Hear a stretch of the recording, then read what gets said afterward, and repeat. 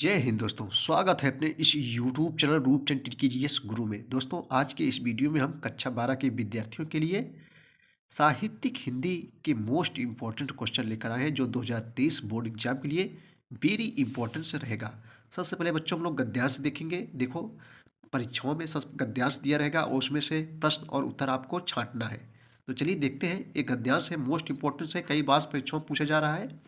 देखो बच्चों, जंगल में जिस प्रकार अनेक लता, हम पढ़ दे रहे हैं, जंगल में जिस प्रकार अनेक लता वृक्ष और वनस्पति अपने अदम भाव से उठते हुए, ठीक है, परस्परिक सम्मिलन से अवरोधी स्थिति प्राप्त करते हैं, उसी प्रकार राष्ट्रीय जन अपनी संस्कृतियों के द्वारा एक दूसरे के साथ मिलकर राष्ट्र में रहते हैं। ठीक है, तो रहते हैं और एक दूसरे को साथ मिलकर राष्ट्र में रहते हैं, जिस प्रकार जल के अनेक प्रवाह नदियाँ के रूप में मिलकर एक रूपता प्राप्त करते हैं, उसी प्रकार जो है राष्ट्रीय जीवन की अनेक विधियाँ राष्ट्रीय संस्कृति में समन्वय प्राप्त करती हैं। समन्वय युक्त जीवन ही राष्ट्र का सुखदायी रूप है। अब बच्चों, इसका हम लोग देखेंगे, इसका उत्तर छाटेंगे। क्वेश्चन सबसे दिया रहेगा, जंगल और राष्ट्रीय वन में जन में जो है क्या समानता है। तो जंगल और राष्ट्रीय जन में बच्चों यह समानता है कि इनमें जो है विविधता होते हुए भी एकता रहती है। अगला क्वेश्चन है इसी में गद्यांश का, विभिन्न संस्कृतियों की तुलना किससे की गई है। विभिन्न संस्कृतियों की तुलना जो है किससे की गई है। तो बच्चों, विभिन्न संस्कृतियों की तुलना जो है जंगल और समुद्र से जो है की गई है।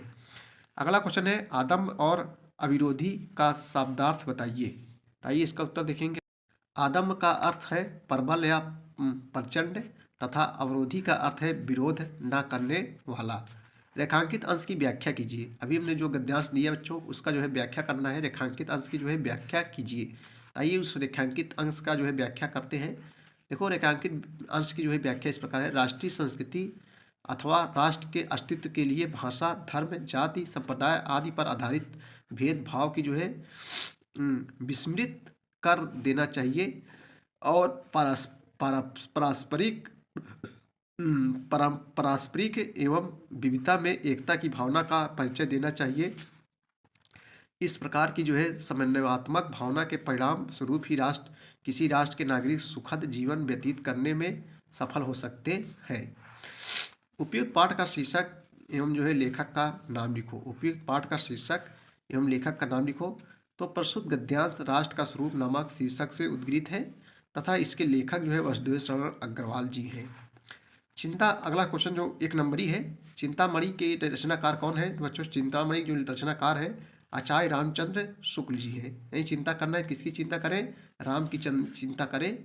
ठीक है, तो टिक्स हो जाएगा। चिंतामणि रचनाकार कौन है, आचार्य रामचंद्र शुक्ल जी है। अगला क्वेश्चन बच्चों एक नंबरी में, आवारा मसीहा किस विधा की रचना है।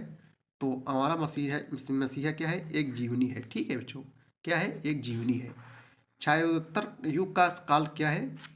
छायोत्तर युग का जो है समय बताना है आपको। तो गा हो जाएगा 1938 ईस्वी से वर्तमान तक। ठीक है बच्चों, यहाँ गा हो जाएगा। खड़ी बोली गद्य की जो है प्रथम रचना क्या है। तो खड़ी बोली गद्य की प्रथम जो है रचना गोरा बादल की कथा है। सही जवाब जो है यहाँ खा हो जाएगा, गोरा बादल की जो है कथा। बाण भट्ट की आत्मकथा की विधा है। बाण भट्ट की आत्मकथा की विधा जो है क्या है। तो बच्चों, ये जो है एक उपन्यास है। संपूर्णानंद द्वारा जो है संपादित पत्रिका कौन सी है। तो इसमें बताना है आपका। सही जवाब क्या हो जाएगा बच्चों, तो मर्यादा। सही जवाब जो है यहाँ हो जाएगा मर्यादा। चलिए अगला हम लोग देखेंगे, पद्यांश दिया गया है, सूखी जाति मलिन लतिका ऐसे दिया रहेगा। पद्यांश, इसका उत्तर, प्रश्न और उत्तर और व्याख्या करना है। धरा में बड़ी हो तो पाँव के निकट उसको जो है श्याम के ला गिराना, यूँ धीरे धीरे प्रकट करना। ठीक है बच्चों, मेरा होना अति मलिन और सूखते, यानी आप लोग पढ़ लीजिए, ऐसे जो है आएगा। पद्यांश रहेगा, इसका उत्तर, प्रश्न और उत्तर छांटना है। तो चलिए देखते हैं। राधा पवन से पृथ्वी पर खड़ी हुई लता को जो है क्या करने के लिए कहती है। बताइए इसको। तो देखेंगे, पवन से राधा पवन से पृथ्वी पर पड़ी हुई को श्री कृष्ण के पाँव के पास गिरा देने को जो है कहती है। सूखी लता से जो है राधा कृष्ण को क्या संदेश देना चाहती हैं।